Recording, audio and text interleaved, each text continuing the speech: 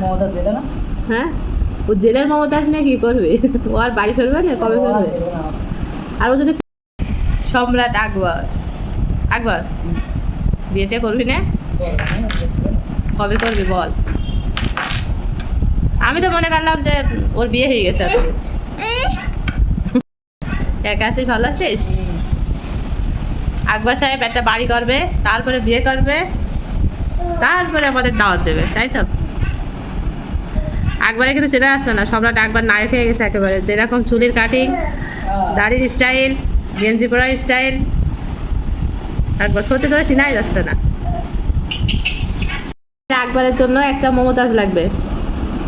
একবার মমতাজ আনি দেবো নাকি শুধু তাজ আনি দেবো? মমতা দিলে না?